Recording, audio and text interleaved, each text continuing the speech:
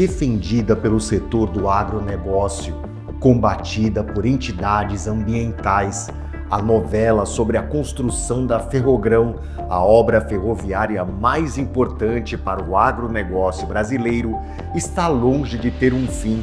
O secretário de Parcerias de Investimentos do governo federal, Marcos Cavalcante, já chegou a afirmar que essa história só deve ser definida no próximo mandato. O projeto é para uma das maiores ferrovias do Brasil. São 933 quilômetros para conectar Sinop, no setor produtivo do Mato Grosso, e Miritituba, no Pará, onde a carga chegaria ao porto que fica no rio Tapajós. Ela vai propiciar uma redução do custo do frete da ordem de 25%. Então ela é muito importante, porque ela passa a ser, inclusive, uma balizadora do frete no estado de Mato Grosso e até no Brasil. Porque no momento que você tem uma ferrovia competitiva, cujo valor do frete, mesmo dando lucro para o investidor, consegue ser menor do que as outras, isso demonstra que a ferrovia, no caso a Ferrogrão, é muito competitiva. Por enquanto, o projeto está parado no Supremo Tribunal Federal. O ministro Alexandre de Moraes acatou a ação do PSOL, porque o traçado da ferrovia passa pelo Parque Nacional do Jamonchim, no Pará. Processo que tem como número 6553, ADI 6553, aguarda a manifestação da Procuradoria-Geral da República para avaliar a última petição feita pela União, pelo governo, a respeito da dinâmica do que deveria acontecer. Tem uma petição deles e essa petição foi encaminhada ao Procurador-Geral da República, que ainda não respondeu. Em 2023, o Ministério dos Transportes criou um grupo de trabalho que reunia técnicos, ambientalistas e indígenas. Mas o último grupo abandonou as reuniões. Os indígenas dizem que nunca foram consultados sobre a Ferrogrão. Tem a Convenção 169 da OIT, né? Que qualquer empreendimento que pode impactar a terra indígena ou impactar os povos indígenas é obrigação de ser consultado. Vocês falam que a consulta prévia é livre e informada. E até agora eles não fizeram nada. A alegação, não, depois da licitação, se a empresa ganhar, aí que nós vamos fazer a consulta. Olha só, antes devia ter feito isso, fazer a consulta. Não depois da licitação. Numa tentativa de liberar o projeto, o Ministério dos Transportes chegou a mudar o traçado da ferrovia. A estratégia seria construir a ferrovia na faixa de domínio da BR-163. Isso evitaria a mudança na demarcação do Parque Indígena, mas os ambientalistas seguem afirmando que o projeto precisa de discussão.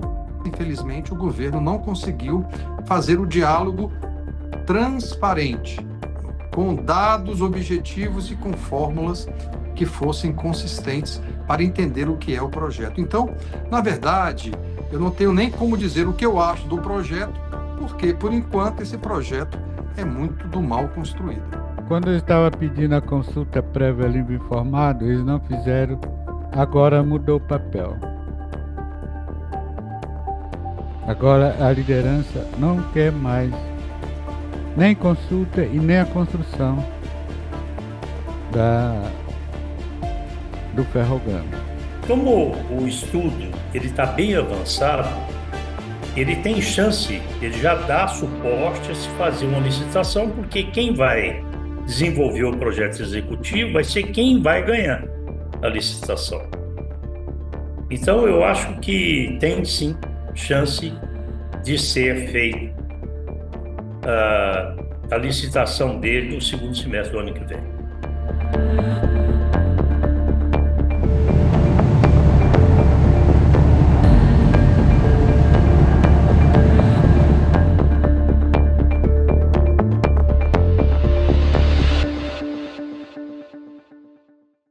Se nas estradas, ferrovias, portos e aeroportos tem notícia, você vê primeiro no BNews. Informação rápida e confiável. Comentários, análises. O que transforma o Brasil e o mundo está no BNews, o mais completo portal de notícias especializado em infraestrutura. Acesse e saiba tudo o que move o mercado. BNews.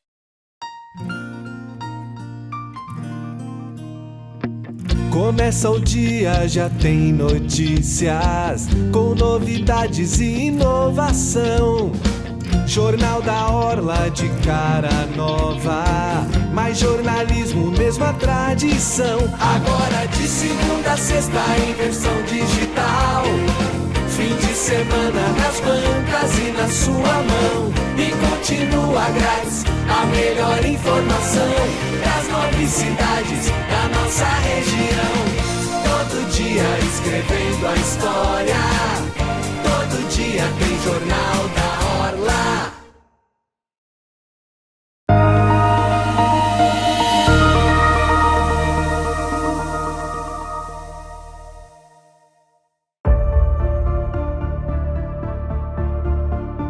A concessão da hidrovia do Rio Paraguai deve ser concluída ainda em 2025. Esse é um dos principais projetos da Secretaria Nacional de Hidrovias.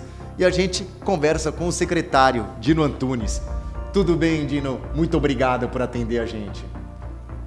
Olá, Gustavo, tudo bem? Eu que agradeço pelo interesse aí nesses projetos aqui da Secretaria e principalmente esse projeto das concessões hidroviárias, que é realmente, como você já disse, nosso principal projeto aqui para transformar o que hoje a gente chama de rios navegáveis, né, efetivamente em hidrovias, né, com perenidade, com segurança da navegação.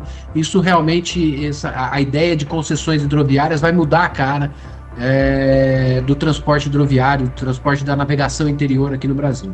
A hidrovia do Rio Paraguai é tida como uma importância grande, principalmente na região centro-oeste do país. Como está o andamento hoje do processo? Perfeito, Gustavo. Bom, a hidrovia do Paraguai, do Rio Paraguai, né, é a que está mais adiantada, é a que tem realmente a maior maturidade entre aquelas do Plano Geral de Outorgas, né, o Plano Geral que foi aprovado no ano passado, né, na verdade, ano retrasado, foi aprovado o Plano Geral de Outorgas e a partir dali a gente teve início alguns dos estudos, né. A hidrovia do Paraguai, a gente finalizou o processo de consulta pública muito recentemente. Dentro desse processo de consulta pública, a gente teve 2 audiências públicas presenciais, uma aqui em Brasília, outra lá em Corumbá.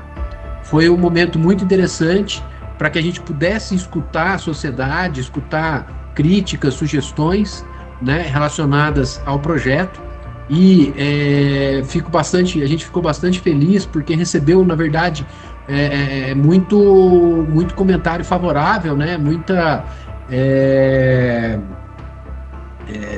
elogio em relação ao projeto, indicando realmente a necessidade da gente ter o transporte hidroviário ali na região. Agora, finalizado o processo de consulta pública, a gente tem agora a necessidade de uma aprovação, porque com a audiência a gente tem alguns ajustes que estão sendo feitos nos estudos, e muito proximamente, nas próximas semanas, a gente vai ter uma nova aprovação por parte da diretoria colegiada da ANTAQ. Com essa aprovação, a gente pode, então, encaminhar esses estudos para o Tribunal de Contas da União. O Tribunal de Contas da União, lógico, é um projeto novo, é a primeira concessão hidroviária, né, que teremos no país. Então, a gente imagina que a equipe do Tribunal de Contas ela vai precisar ali de um tempo para efetivamente fazer todas as avaliações nos estudos. É lógico que a gente já vem conversando com as equipes do Tribunal de Contas, falando sobre o projeto, né? Eles têm recebido muito bem o projeto, mas claro que primeiro acesso aos números, né, às planilhas, etc., virá agora, né?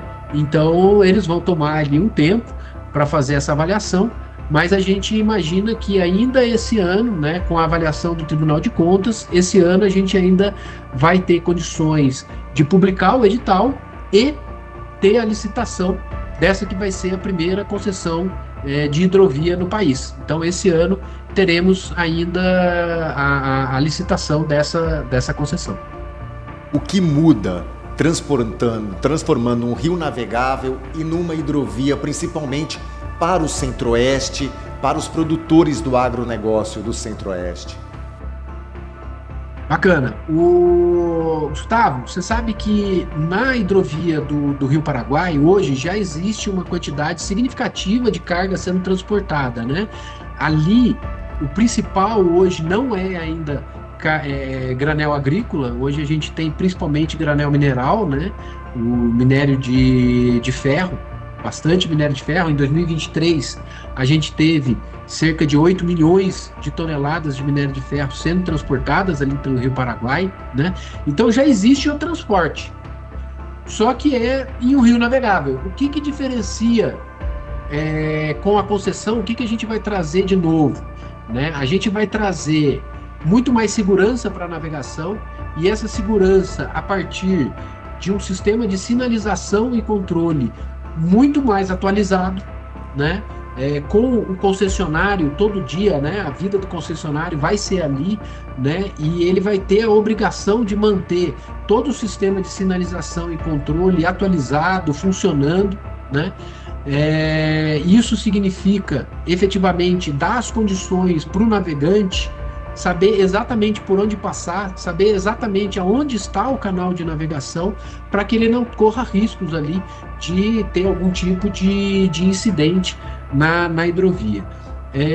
Lembrando que esse transporte já existe, porque já existe no Rio Paraguai, assim como nos diversos outros rios navegáveis, né, já existe o que a gente chama de canal de navegação, né? O canal de navegação, ele é um canal virtual, né? É um canal que a Marinha do Brasil ela define, né?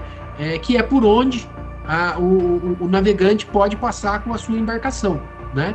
Ocorre que, em geral, no Brasil, a gente tem diversos rios, são chamados rios mais novos, né? Onde você tem algum processo de assoreamento no rio, né?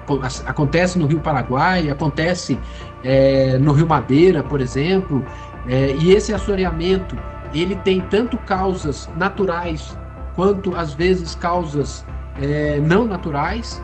No caso do Rio Paraguai, a gente tem bastante processo de assoreamento por conta de ações humanas a montante do Rio Paraguai, muitas vezes em rios que são subsidiários, né, do Rio Paraguai, e que essas ações humanas, produção agrícola ou o que quer que seja, né, urbanização e tudo mais, esses processos humanos, eles acabam trazendo mais assoreamento no Rio Paraguai. Então você tem no Rio Paraguai um processo que muitas vezes ele não é o natural de assoreamento, tá? Então vou dar como outro exemplo, um dos principais pontos onde você tem assoreamento no Rio Paraguai é o chamado Passo do Jacaré, aonde esse assoreamento ocorre principalmente pela construção, há décadas atrás, de uma ponte ali passando, né, o Rio Paraguai, e os pilares dessa ponte, ele acaba gerando vórtices que geram esse assoreamento. Então não é um processo natural do rio, né, mas acaba trazendo a consolidação em alguns pontos do rio de areia. Essa areia que adentra ao que a gente chama desse canal fictício, que é o canal de navegação, né? E a gente precisa tirar essa areia que se colocou ali para trazer mais segurança para a navegação, para que você não tenha nenhum tipo de colisão ali das barcaças com essa areia, né? Então, a gente diz que é realmente uma hidrovia quando a gente tem essa perenidade da ação, para que você tenha segurança da navegação e essa segurança também significando mais segurança para o meio ambiente.